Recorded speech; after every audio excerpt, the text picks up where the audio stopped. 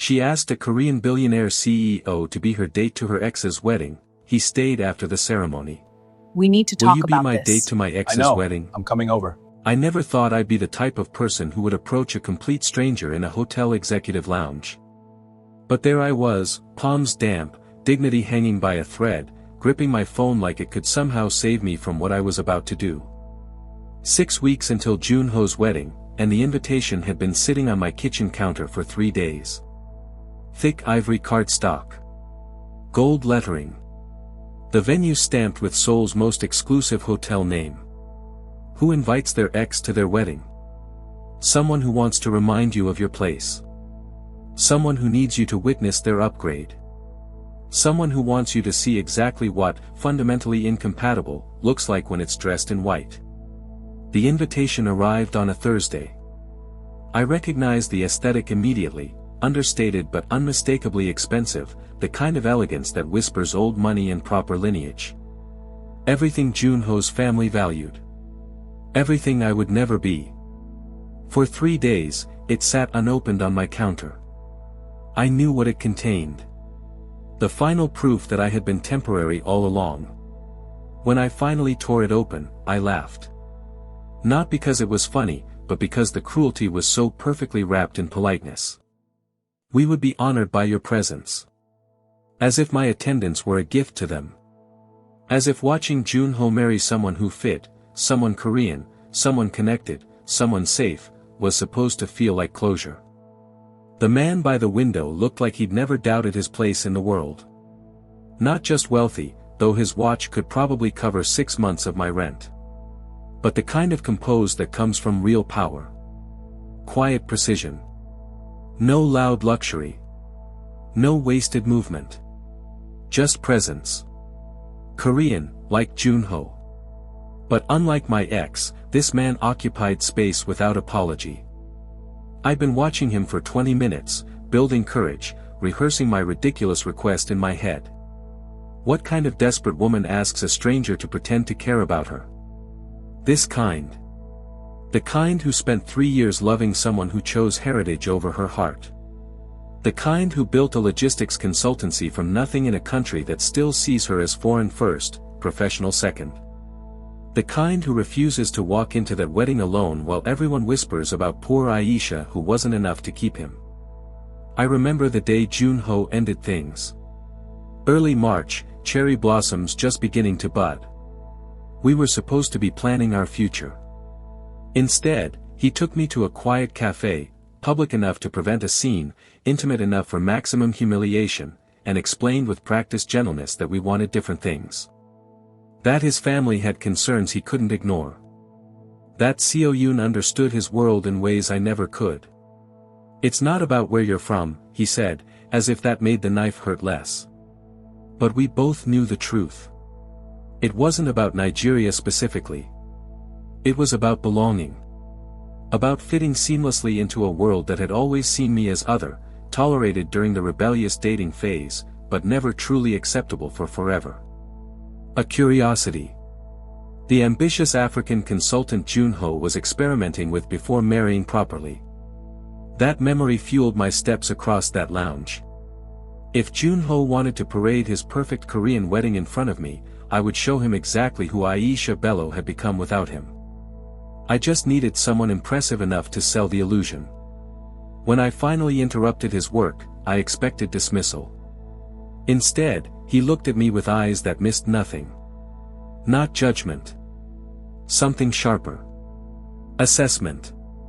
I stammered through my proposal, my voice catching on the edges of my pride. I know this is completely inappropriate, but would you consider being my date to my ex's wedding? The shame burned, but I kept talking. When desperation meets dignity, dignity rarely wins. Will you be my date to my ex's wedding? The words hung between us. I'd rehearsed this moment 100 times, but nothing prepared me for the way he studied me.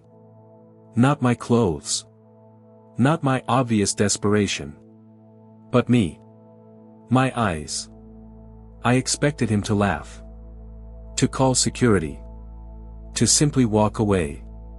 Instead, he closed his tablet. My name is Tae-hoon Park, he said calmly. Before I answer, tell me why you're really going. I wanted to feed him something clean. Something about closure. About being the bigger person. About moving on gracefully. But something in his steady gaze pulled the truth out of me. Because I refuse to be the woman they pity, I said, my voice harder than I intended. Because Junho left me for someone who fit his world better, and I need him to see that didn't break me. Even though some days it feels like it did. I want to walk in there with someone so impressive that his family stops looking at me like I was never good enough. I want him to question, just for a moment, if he made the right choice. The bitterness tasted like metal on my tongue. 3 years together, and all I had left was this burning need to prove I was worth choosing. Tae-hoon nodded, like my ugly truth was exactly what he'd expected to hear. I'll go, he said simply. But I won't pretend to be someone I'm not. That's how it started. Not with romance. Not with hope. With anger and wounded pride and a desperate grasp at dignity. With a stranger who looked at me and decided I was worth showing up for, even before he knew my whole story. Only later would I learn who Park Tae-hoon really was. Only later would I realize that the man I'd asked to help me prove something to my ex would become the one who made me forget I ever needed to prove anything at all. But that Thursday afternoon in the executive lounge, all I knew was this. For the first time since Junho walked away, someone looked at me and didn't see what I lacked. He saw what I carried. And somehow, that changed everything. But before I tell you what happened at that wedding, before I tell you about the moment Junho's mother realized exactly who I'd brought, subscribe and hit that notification bell, because this story gets even more unbelievable. Trust me, you don't want to miss how the billionaire CEO I asked for help became the man who changed everything. Now, let me take you back to how we even got here. The executive lounge wasn't the kind of place I could afford to linger in. I'd walked through those glass doors using confidence I didn't feel and a guest pass from a client meeting that had ended 2 hours ago. The receptionist had smiled politely and waved me through. She didn't need to know I was stalling. That I'd been sitting in the corner nursing the same overpriced coffee for 40 minutes, watching one man. He sat by the floor-to-ceiling windows overlooking downtown Seoul, completely still except for the occasional swipe across his tablet screen. Everything about him suggested control, the precise way he held himself, the expensive simplicity of his clothes, the way other guests glanced at him then quickly looked away, sensing they didn't belong in his orbit. Korean, probably mid-30s. Dark hair swept back. Sharp jaw. The kind of handsome that felt deliberate, like even his genetics had been efficient. But it wasn't his looks that held my attention. It was his presence. The way he occupied space without demanding it. The way power seemed to follow him like a shadow he'd learned to wear comfortably. Unlike Junho, who'd always needed the room to validate him, this man simply existed, and the room adjusted. He's perfect. The thought made my stomach turn. Not perfect like a fantasy. Perfect like a weapon I desperately needed to wield. My phone buzzed. A message from my mother. Whatever you do, do it with your head high. I locked the screen and gripped my coffee cup harder. Just walk over there. Ask him. What's the worst he can say? No. The worst wasn't rejection. The worst was the look that would follow, the one that said, "Oh, you poor desperate thing." The look Junho had given me when he explained why I wasn't enough. The look his mother had perfected over 3 years of polite distance. I'd rather he laugh in my face than pity me. My heart hammered against my ribs. The rehearsed lines I'd been practicing dissolved into white noise. Hi, I know this is completely insane, but... No. I need a favor, and I can pay you. God, no. Would you consider helping me look less pathetic at my ex's wedding? I pressed my palms against my thighs. They were damp. My throat felt tight. This was ridiculous. I was a grown woman with a successful consultancy, sitting in a hotel lounge about to proposition a stranger like some character from a bad romance novel. But the invitation was still on my counter at home. And Junho's wedding was in 6 weeks. And I could not, walk in there alone. I stood before I could change my mind. My legs carried me across the lounge on autopilot. Each step felt both too fast and impossibly slow. By the time I reached his table, my pulse was screaming in my ears. He didn't look up immediately. Just finished whatever he was reading, set the tablet down with careful precision, then raised his eyes to meet mine. Dark. Intelligent. Completely unreadable. Yes. His voice was quiet, calm. The kind of calm that came from never having to raise it. My prepared speech evaporated. I know this is inappropriate, I heard myself say, the words tumbling out too fast. But would you consider being my date to my ex's wedding? Silence. He didn't flinch. Didn't laugh. Didn't signal for security. He just studied me, not my clothes, not my obvious nervousness, but my face. My eyes. Like he was reading something written there that I didn't know existed. The seconds stretched unbearably. Sit, he finally said, gesturing to the chair across from him. I sat. My knees felt weak. My name is Tae-hoon Park. He leaned back slightly, his posture relaxed but his focus absolute. Before I answer, tell me why. I don't know what to do. We'll figure it out, together. I'm scared. Me too. Why? Not who are you or are you serious or what kind of scam is this? Just why? I could have lied. Should have lied. Dressed it up as something more dignified, closure, moving on, being the bigger person. But something about the way he looked at me, patient and unmoved, pulled the ugly truth straight out of my chest.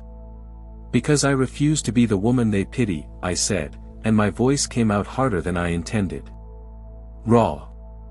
Because my ex invited me to watch him marry someone who fits his world better than I ever did. Someone Korean. Someone with the right connections. Someone his family actually approves of. I swallowed against the bitterness rising in my throat. And I won't walk in there alone while everyone whispers about how I wasn't enough to keep him. The shame should have stopped me.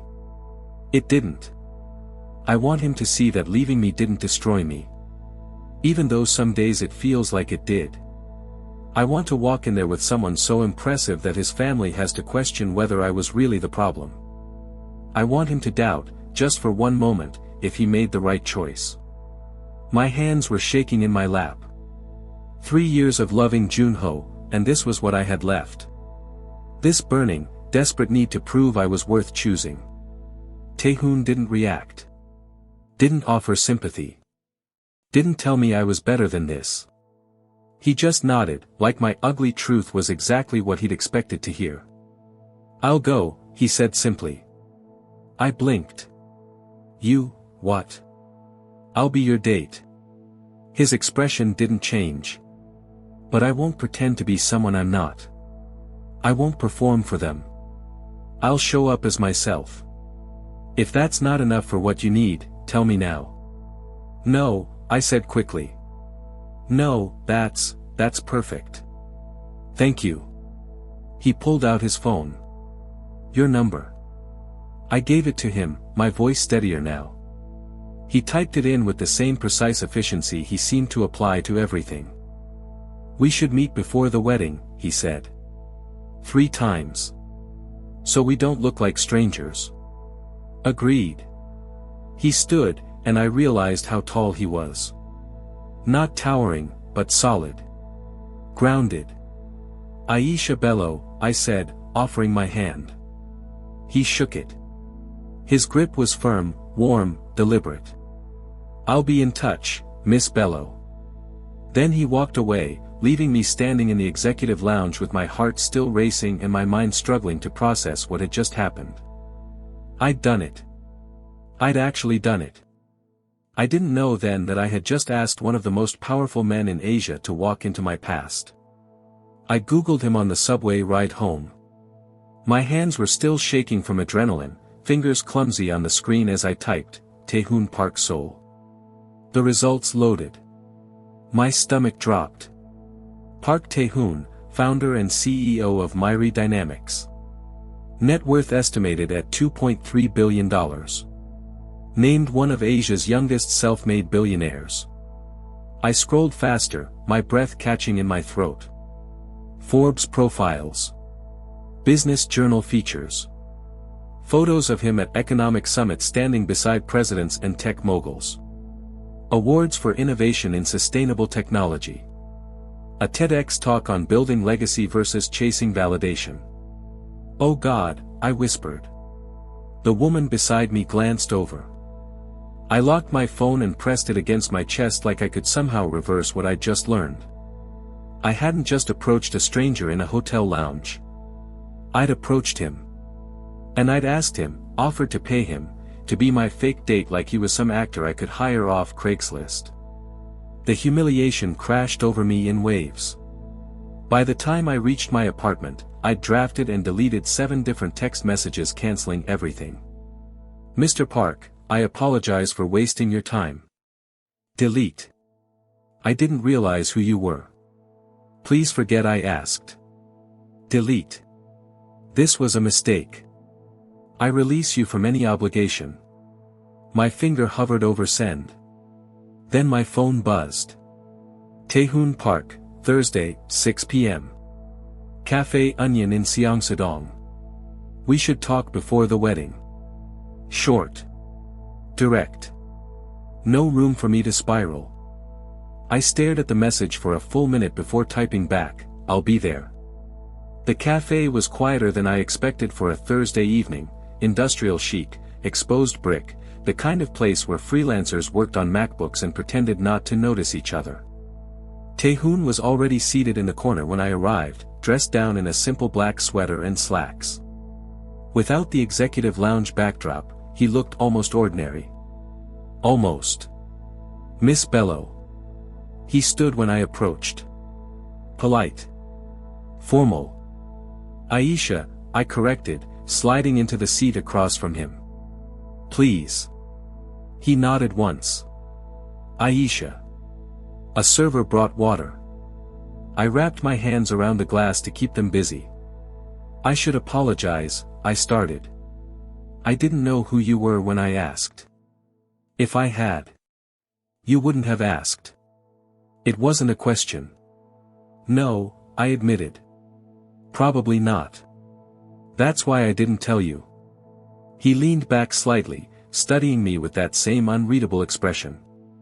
I said yes to you, not to someone performing for Park Tae-hoon. If knowing my name changes your answer, we can end this now.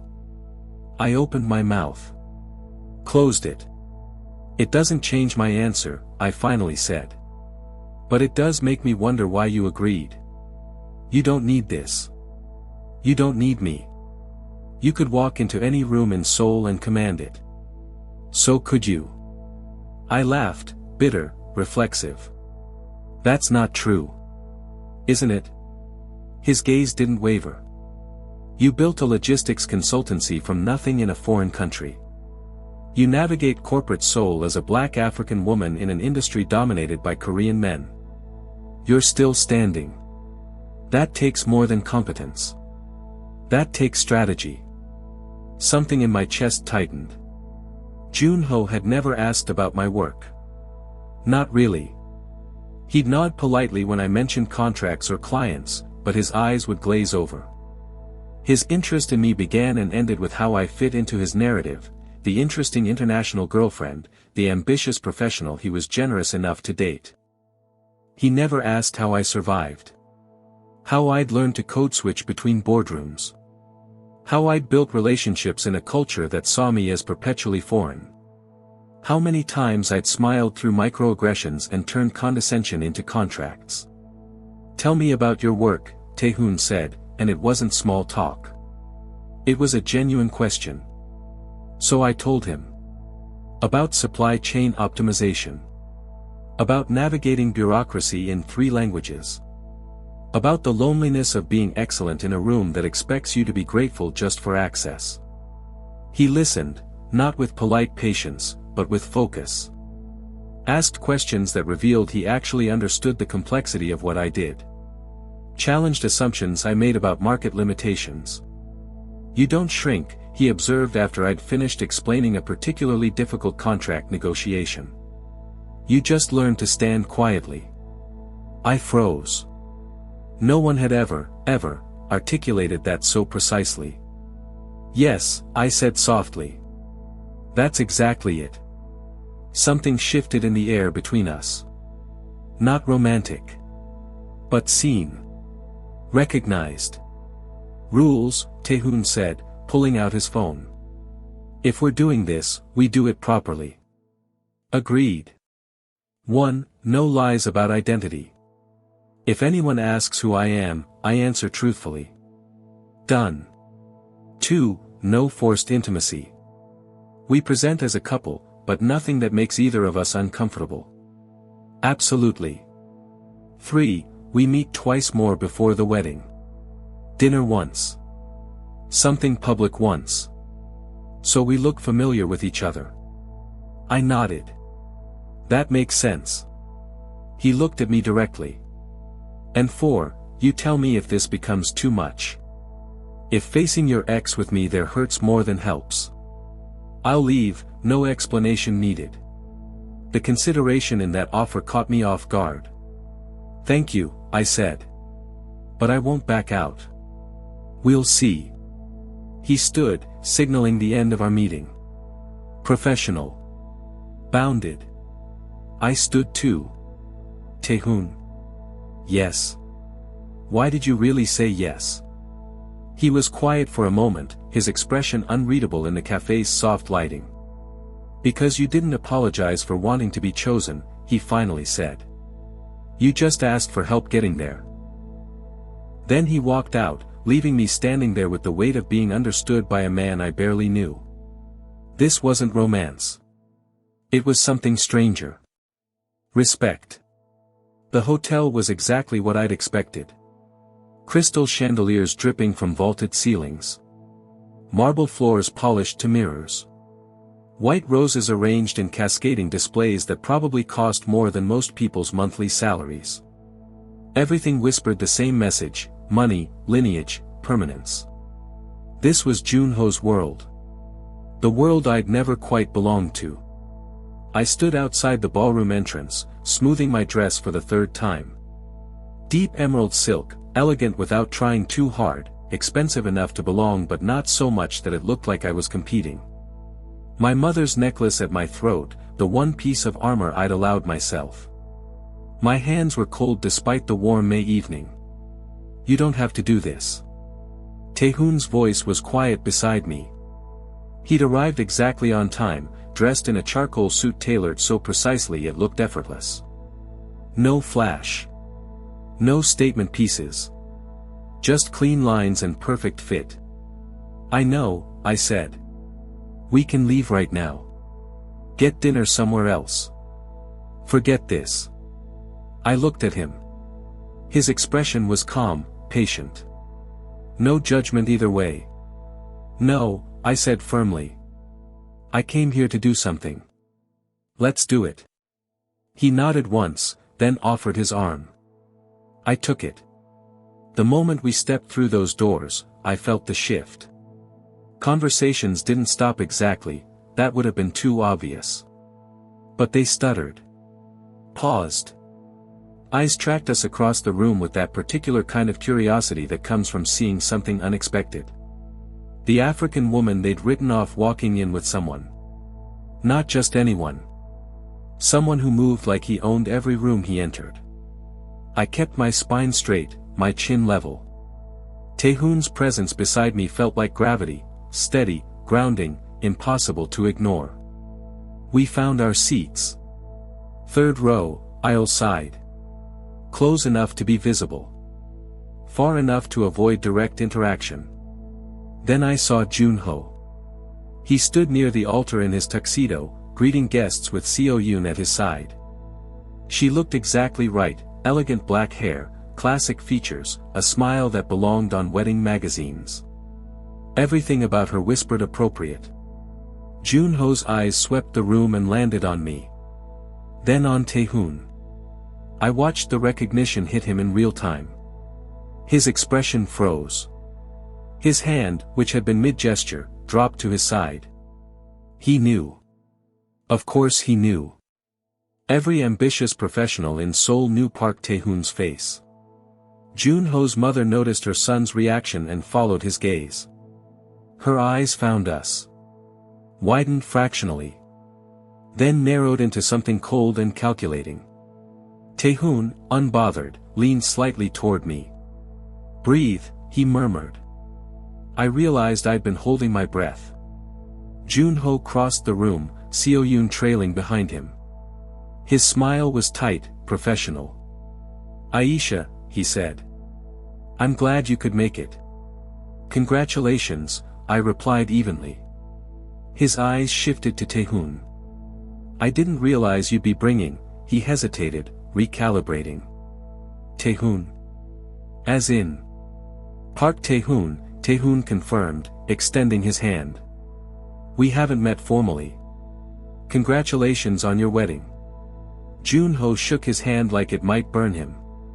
"Thank you." How do you two?" "We met recently," Tae-hoon said simply. No elaboration. No explanation. The silence stretched just long enough to be uncomfortable. Seo-yoon smiled graciously. "Well, we're so pleased you both could attend. Please, enjoy the ceremony." They retreated. Junho glanced back once, his expression unreadable. The ceremony was beautiful in that impersonal, expensive way. Classical strings. Soft lighting. Vows spoken in Korean that I only half understood. Seo-yoon's dress was stunning, layers of silk and lace that probably took months to create. I waited for the heartbreak. For the knife twist of watching Junho promise forever to someone else. It didn't come. Instead, I felt calm. Present. Like I was watching a story that no longer belonged to me. Tae-hoon sat beside me, perfectly still. Not fidgeting. Not checking his phone. Just quietly there. His presence wasn't loud or demanding. It was simply solid. When the ceremony ended and guests began filtering toward the reception hall, I felt lighter than I'd expected. Then Junho's mother appeared. She materialized beside our table with the kind of precision that suggested she'd been waiting for the right moment. Her dress was elegant, ivory and gold, traditional but modern. Her smile was ice wrapped in silk. "Aisha," she said, her tone perfectly polite. "What a surprise to see you here." "Mrs. Lee," I replied with equal politeness. "Thank you for having me." Her eyes slid to Tae-hoon, lingering with obvious assessment. "And your companion?"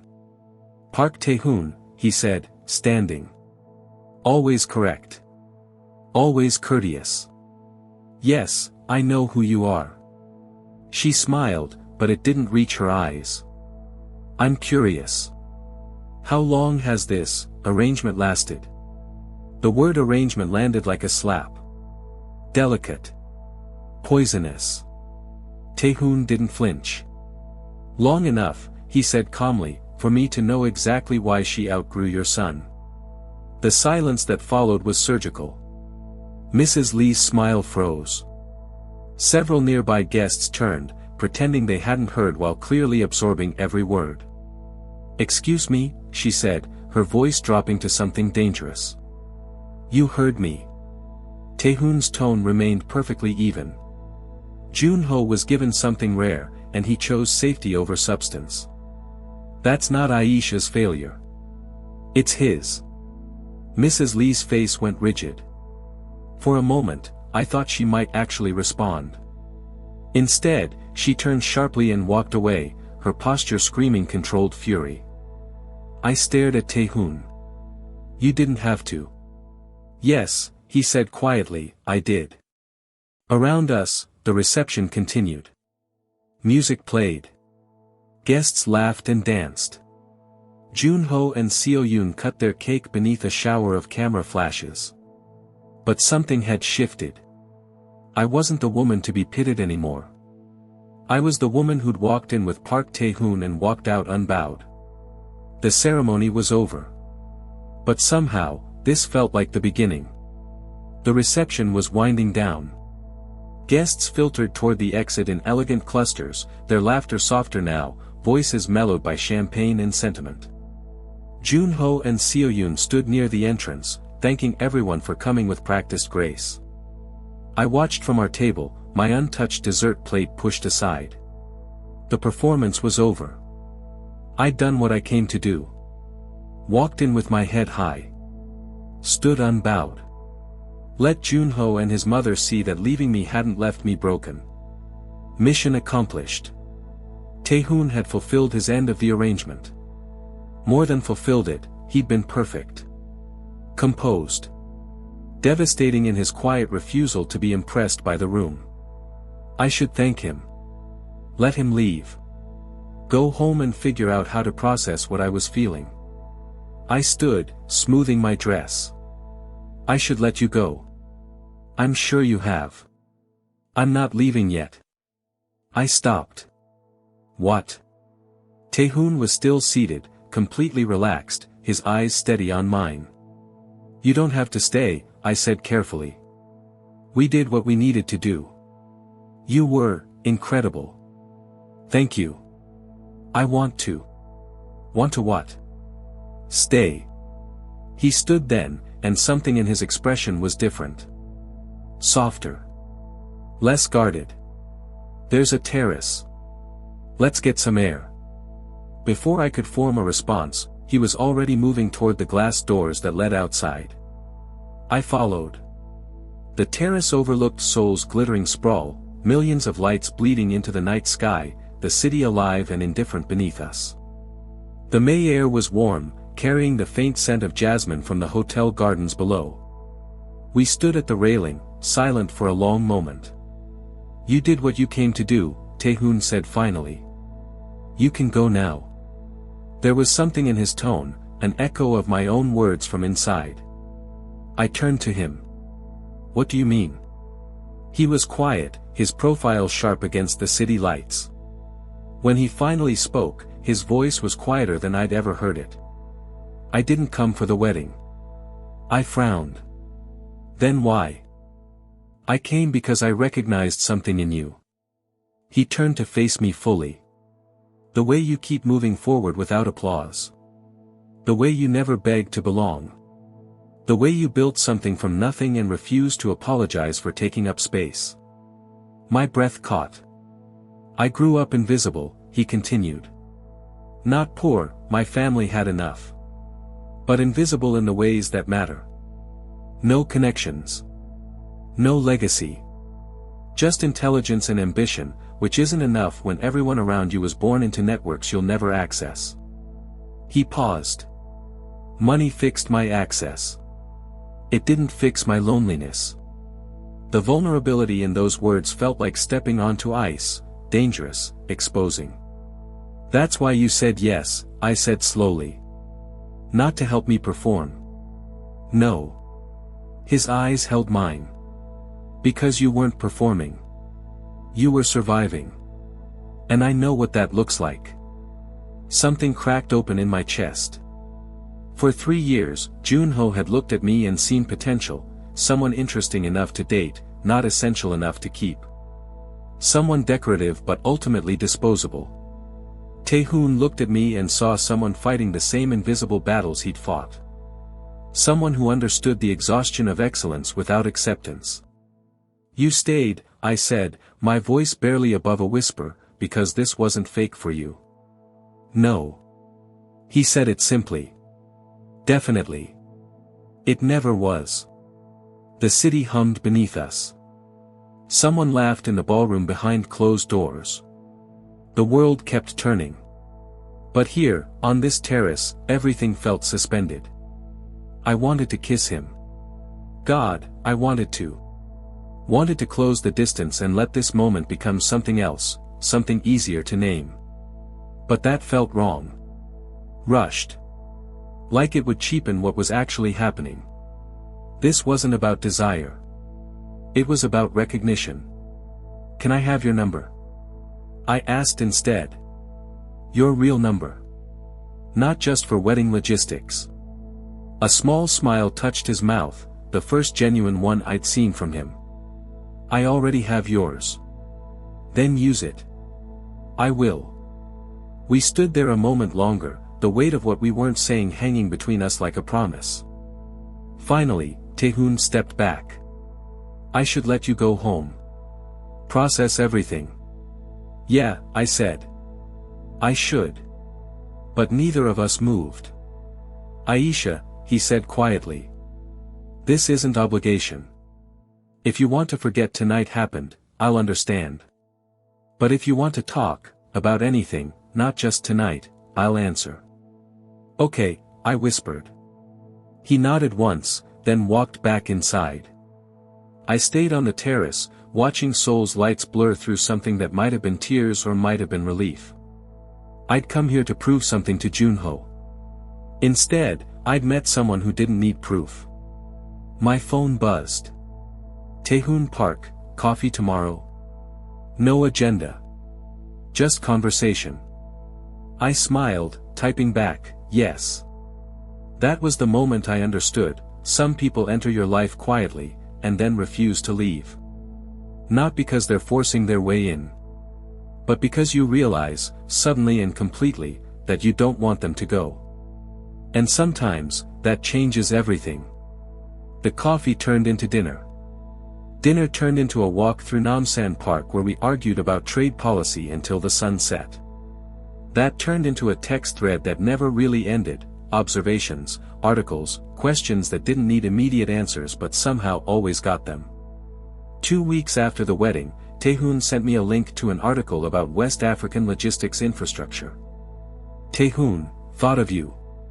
The section on port modernization is fascinating. Me, you read a 40-page economic report and thought of me? Tae-hoon, you say that like it's strange. It should have been strange. It wasn't. A month in, we had dinner at a pojangmaka, plastic stools, soju bottles, grilled pork belly sizzling on the table between us. Nothing fancy. Nothing performative. Just two people who'd somehow become friends without trying. Junho texted me, I said, pouring us both another shot. Tae-hoon's expression didn't change. What did he say? That he hopes I'm well. That he's glad I've moved on. I laughed bitterly. As if his permission matters. Does it bother you? I thought about it. No. Not the way it would have 2 months ago. Now it just feels irrelevant. Good. We drank. The soju burned pleasantly. I haven't thought about him in weeks, I admitted. That's strange, isn't it? 3 years together, and now he's just background noise. Tae-hoon smiled slightly. Not strange. Just growth. 6 months later.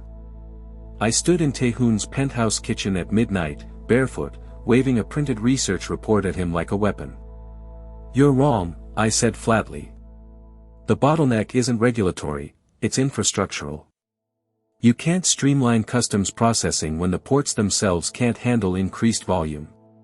Tae-hoon leaned against the counter, arms crossed, that familiar almost smile playing at his mouth. The ports are being modernized. The timeline. The timeline is optimistic. I flipped to page 7. Look at the historical data. Every expansion project in Lagos has run 18 months over schedule. Minimum. So we build and buffer time. Or we don't rely on infrastructure that doesn't exist yet.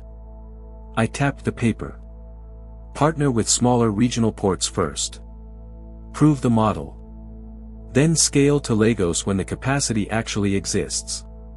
He was quiet for a moment, studying me with that particular focus that meant he was actually considering what I'd said. You're right, he finally admitted. I know. That was insufferably confident. You like insufferable confidence. He laughed, a real laugh, not the polite version he used in boardrooms. Unfortunately, I do. I set the report down, suddenly aware of how domestic this was. His kitchen. Midnight. An argument about trade routes like other couples argued about whose turn it was to do dishes. We weren't a couple. Were we? Are you hungry? Tae-hoon asked, opening his refrigerator. I have, he frowned. Kimchi. Bottled water. And something that might have been chicken. Might have been. I don't cook. Clearly. I moved to examine the contents myself. This is tragic. You're a billionaire and you eat like a broke college student. I have a chef. He's off on Tuesdays. It's Wednesday. Is it? He checked his watch. So it is. I pulled out my phone. I'm ordering jjajangmyeon. At midnight? You're Korean. Don't pretend midnight noodles are strange. 20 minutes later we sat on his living room floor, because the dining table felt too formal, sharing noodles straight from the containers. My mother called yesterday, Tae-hoon said casually. She wants to meet you. I nearly choked. What? Properly. Not at a business function. Dinner. Tae-hoon. She already likes you. She saw the clip from Junho's wedding. There's a clip. Someone posted it. My response to his mother. It went semi-viral in certain circles. He twirled noodles calmly. My mother thought it was hilarious. I stared at him. Your mother knows about me. Of course she does. What did you tell her? He met my eyes. The truth. That I met you when you needed help. That you're brilliant and stubborn and refuse to diminish yourself for anyone's comfort. That I enjoy your company more than almost anyone else's. My heart did something complicated in my chest. And what does she think we are? I asked carefully. I haven't defined it. He set down his chopsticks. What do you think we are? The question hung between us. 6 months ago, this had been transactional. A stranger helping me salvage my pride. Somewhere along the way, in coffee shops and long walks, in arguments about economics and comfortable silences, it had become something else. I think, I said slowly, that you're the first person who's never asked me to be smaller. You shouldn't have to be. Junho always, I stopped. No. I'm not comparing you to him anymore. That's not fair. It's not a competition. I know. I picked at my noodles. But you should know, with you, I don't perform. I don't code switch. I don't soften my opinions or laugh at things that aren't funny. I'm just, myself. I know, Tae-hoon said quietly. That's why I'm here. Not that's good or that's brave. Just that's why I'm here. Like my unfiltered self was exactly what he'd chosen. Your mother's going to think I'm too much, I warned. She's going to love you. How can you be sure? He smiled. Because I do. The words landed softly. Not a declaration. Just a fact. I looked at him, this man who'd started as a stranger, became an ally, and somehow became essential without either of us noticing exactly when. Yeah, I said finally. Me too. We finished our noodles in comfortable silence. Outside, Seoul glittered. Inside, something that had been pretend became undeniably real. Tae-hoon's mother lived in Songbuk-dong, in a house that managed to be both elegant and welcoming, traditional Korean architecture softened by gardens and natural light. Nothing ostentatious. Nothing designed to intimidate. I still felt like I might vomit. She doesn't bite, Tae-hoon said as we walked up the stone path.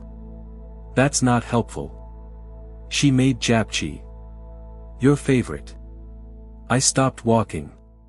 How does she know my favorite? I told her. He said it like it was obvious. She asked what you liked. I answered. Before I could process that, the door opened. Mrs. Park was smaller than I'd expected, petite, elegant, probably in her early 60s. She wore simple clothes, minimal jewelry, and her smile was immediate and genuine. "Aisha," she said warmly, taking my hands in both of hers. "I'm so glad you could come. Please, come in." Not Miss Bello. Not formal distance. Just my name, spoken like she'd been waiting to meet me. Inside, the house smelled like home cooking, garlic, sesame oil, something sweet baking. Family photos lined the walls, but not the stiff formal portraits I'd expected. Just candid shots, Tae-hoon as a gap-toothed kid, graduation photos, casual moments. "Sit, sit," Mrs. Park gestured to the low table already set with banchan. "Tae-hoon says you've been working too hard. You need to eat properly." I glanced at Tae-hoon. He shrugged, not apologetic. Dinner was easy. Mrs. Park asked about my work, and actually listened to the answers. Not polite nodding, real questions about logistics challenges, about navigating cultural differences, about what made me choose Korea. "You must miss home sometimes," she said, refilling my tea. "I do," I admitted. "But Seoul feels like home now too. In a different way." "That's good. Home should be where you're valued, not just where you're from." Something in my chest loosened. Junho's mother had never asked where I was from, not really. She'd made assumptions, asked pointed questions about my background, treated my Nigerian heritage like something exotic but ultimately disqualifying. Every dinner had been a test I was perpetually failing. This wasn't a test. This was just dinner. "Tae-hoon tells me you argue with him," Mrs. Park said, eyes twinkling. "About business." "He's wrong sometimes," I said before I could stop myself. She laughed, delighted. "Good. He needs someone who tells him when he's wrong. He's too used to people agreeing with him." "Mother. It's true." She patted his hand affectionately. "Success makes people careful around you. They stop being honest." "Aisha's never careful," Tae-hoon said, but his tone was warm. "Because you don't need me to be," I replied. Mrs. Park watched us with quiet satisfaction, like we'd just confirmed something she'd already known. After dinner, she showed me her garden, herbs and flowers arranged with careful thought, a small greenhouse in the corner. "I wanted to tell you something," she said as we walked. "When Tae-hoon first mentioned you, he was different. Lighter. Like something he'd been carrying had become less heavy." I didn't know what to say. "His father died when he was young," she continued. "After that, Tae-hoon decided he had to be perfect. Successful. Untouchable." She touched a chrysanthemum gently. "It's lonely, being untouchable." "He told me," I said quietly. "About growing up invisible." She nodded. "Money gave him visibility. But you gave him something else." "What?" "Permission to be human." She turned to me, her expression kind but serious. "That's not a small thing.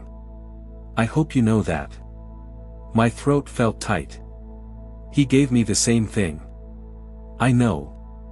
She smiled. "That's why I wanted to meet you. To thank you." "For what?" "For seeing my son. Not his success. Not his influence. Just him." On the drive home, I was quiet. "You okay?" Tae-hoon asked. "Your mother hugged me goodbye," I said. Not a polite hug. A real one. Like I mattered. You do matter. I know. It's just, I stopped, trying to find the words. Junho's mother never hugged me. Not once in 3 years. She shook my hand. Nodded politely. Kept exactly 1 arm's length of distance at all times. Tae-hoon's jaw tightened. She was wrong. I spent so long thinking maybe I was the problem. That if I just tried harder, spoke better Korean, learned more about their traditions, somehow earned my place. My voice cracked slightly. But it was never about earning anything, was it? No, he said firmly. It was about them refusing to see your worth. I looked out the window at Seoul passing by. I realized something today. I haven't thought about Junho in weeks. Not really. Not the way I used to, wondering if he regrets it, if he thinks about me, if I was enough. And now? Now I don't care. I turned to Tae-hoon. Because I'm with someone whose mother asked about my childhood. Who wanted to know what I dream about. Who hugged me like family. She does consider you family, Tae-hoon said quietly. Already? Already. Something fundamental shifted in that moment. The wound Junho's family had carved into me, the one that whispered you don't belong, you're not enough, you're tolerated but not wanted, started to heal. Not because Tae-hoon's mother had replaced that pain. But because she'd shown me what acceptance actually looked like. And once you know the difference, you can't unknow it. 3 weeks after meeting Tae-hoon's mother, I stopped sleeping well. Not because anything was wrong. Because everything felt too right, and that terrified me. I'd catch myself smiling at my phone when he texted. I'd rearrange meetings so we could have dinner. I'd started keeping a toothbrush at his place, clothes in his closet, pieces of my life bleeding into his without either of us commenting on it. And that's when the fear crept in. This is how it started with Junho too. The thought arrived at 3 in the morning, sharp and unwelcome. I lay awake in Tae-hoon's bed, he was asleep beside me, one arm draped across my waist, and felt panic rising in my chest. Junho had loved me too. At first. Before his family's expectations became louder than his feelings. Before, fundamentally incompatible, became the polite way to say you're not enough. What if this was the same pattern? What if Tae-hoon's acceptance had an expiration date? What if I was building my life around someone who would eventually choose comfort over me? I slipped out of bed carefully, pulled on his shirt, and went to the living room. Seoul glowed through the floor-to-ceiling windows. The city never slept, never stopped moving. Sometimes I envied it that certainty. Aisha. I turned. Tae-hoon stood in the doorway, hair disheveled, wearing only sleep pants. Sorry, I said. Didn't mean to wake you. You didn't. He crossed to where I stood. What's wrong? Nothing. Don't do that. His voice was gentle but firm. Don't shrink the truth to make it easier. I wrapped my arms around myself. I'm scared. Of what? This. I gestured between us. You. Us. Whatever this is. He was quiet, waiting. Junho loved me, I said finally, the words thick in my throat. At the beginning. He said all the right things. Introduced me to his friends. Made plans for our future. And then, slowly, I wasn't enough anymore. His family's opinions became louder than his feelings. I became something to be managed, then discarded. I'm not Junho. I know that intellectually. I pressed my palms against my eyes. But at 3 in the morning, my brain whispers that every man who says he loves me will eventually realize I'm too much work. Too foreign. Too complicated. Too. Stop. The command was soft but absolute. Tae-hoon took my hands, pulling them away from my face. His eyes were serious, completely focused. Listen to me, he said. I know what it's like to be chosen conditionally. To be valuable only when you're useful. To have people in your life who love what you can do for them, not who you are. He paused. That's not this. How can you be sure? Because I chose you before I needed you.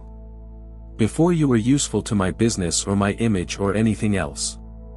I chose you when you were just a woman asking for help, and I've kept choosing you every day since. My throat felt tight. You don't make me more successful, he continued. You don't give me access to networks I need. You don't soften my edges or make me more palatable to anyone. You challenge me. You argue with me. You take up space in my life and refuse to apologize for it. That sounds exhausting. It's the most alive I've ever felt. The words landed like a confession. I love you, Tae-hoon said simply. Not because you're convenient. Not because you fit some ideal. But because you're you, stubborn and brilliant and unwilling to shrink for anyone's comfort. Including mine. I stared at him, my chest aching. What if your family? My mother already loves you. My sister called you the smart one after meeting you once. My cousins asked when the wedding is. He smiled slightly. They're not subtle. Wedding. My voice came out strangled. Eventually. Maybe. If you want that. His expression turned serious again. But that's not the point. The point is that loving you isn't conditional. It's not contingent on you becoming easier or smaller or more acceptable. I love you exactly as you are. Even when I'm too much. You're never too much. You're exactly enough. Something broke open in my chest, the old wound, the one that had convinced me I had to earn love through performance and perfection. It cracked, and underneath was something simpler. Trust. I love you too, I whispered. And that terrifies me. I know. Because with Jun-ho, love wasn't enough. Because with Jun-ho, it wasn't actually love. Tae-hoon cupped my face gently. Love doesn't ask you to become someone else. Love doesn't require you to prove your worth. Love just is. I leaned into his touch, letting myself believe him. Letting myself trust that this man, this quiet, powerful man who'd agreed to be my fake date and then refused to leave, meant what he said. I choose you, I said. Not because you're successful or powerful or because you make me look impressive. I choose you because you see me. All of me. And you've never once asked me to be less. Good, he said. Because I'm not going anywhere. Promise? Promise. We stood there in the pre-dawn light, Seoul waking up around us, and I finally let myself believe it. This wasn't Jun-ho. This wasn't conditional. This was someone who'd stayed after the ceremony, after the performance, after everything. This was someone who chose me without needing proof. And for the first time in years, I stopped waiting for the other shoe to drop. I just let myself be loved. 1 year later, I stood in the same hotel ballroom. Crystal chandeliers. Marble floors. White roses cascading from every surface. The same opulence that had once felt like a weapon pointed at my inadequacy. But this time, I was the one walking forward.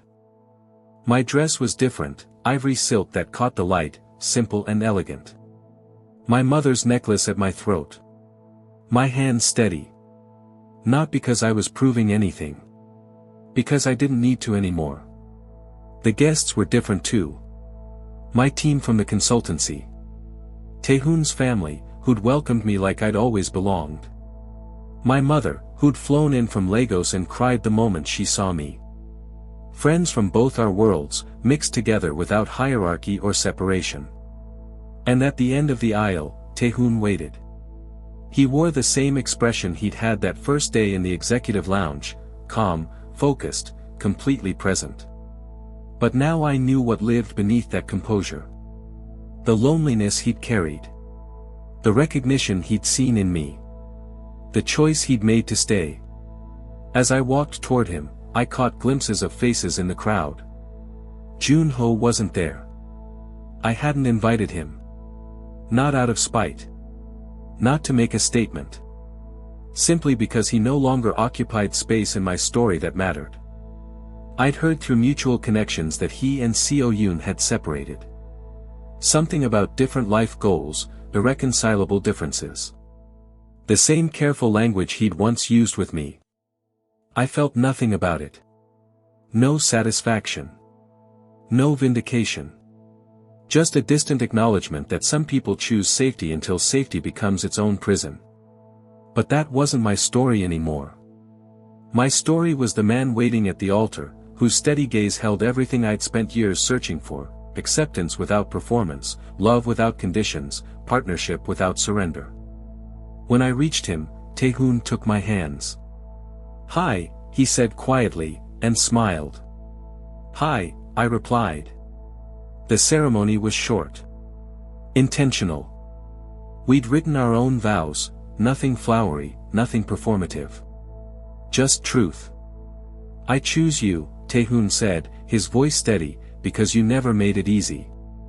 Because you challenged me to see you fully, not conveniently. Because loving you taught me that the right person doesn't require you to be anything other than exactly who you are." My turn. "I choose you," I said, my voice stronger than I'd expected, "because you stayed when you didn't have to. Because you saw my worth before I remembered to see it myself. Because with you, I finally learned the difference between being tolerated and being treasured." We didn't need grand declarations. We'd already lived them. At the reception, someone asked how we met, inevitable question, expected script. Tae-hoon and I exchanged a look. "She asked me to be her date to her ex's wedding," he said, perfectly matter-of-fact. Gasps. Laughter. Someone whispered, "No way." "And he stayed," I added, meeting his eyes. "After the ceremony. After the pretending. After everything." "Why?" someone asked. Tae-hoon's expression softened. "Because I recognized something in her I'd been missing in myself. The courage to keep moving forward without permission." Later, when the dancing started and the formal obligations relaxed, we found ourselves on the same terrace where everything had shifted a year ago. Seoul glowed beneath us, exactly as it had that night. But everything else was different. "Do you ever think about that day?" I asked. "In the executive lounge?" "Every day." "What do you think about?"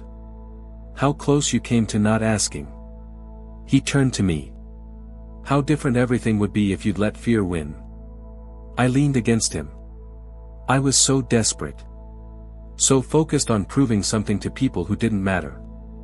"You were brave," he corrected. "Desperation and courage aren't opposites. Sometimes they're the same thing."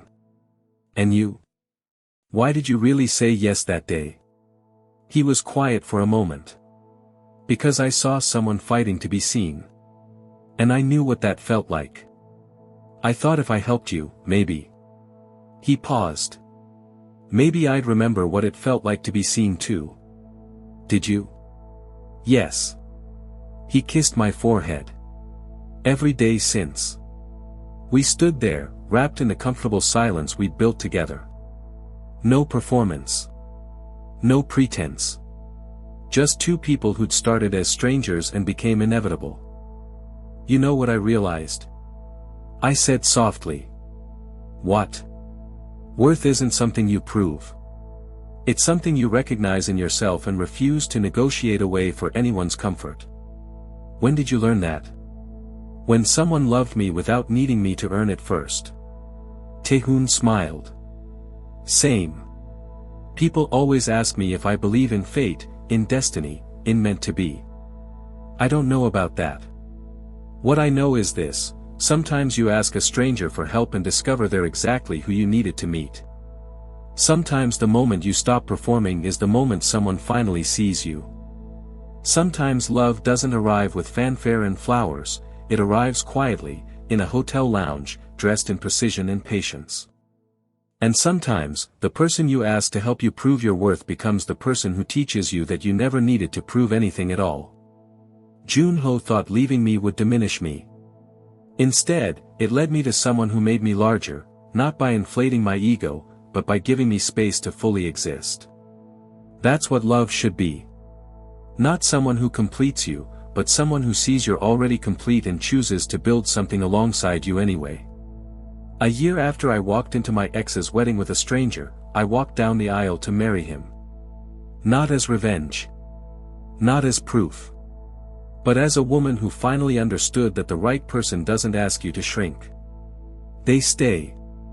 After the ceremony. After the pretending. After everything. And that makes all the difference.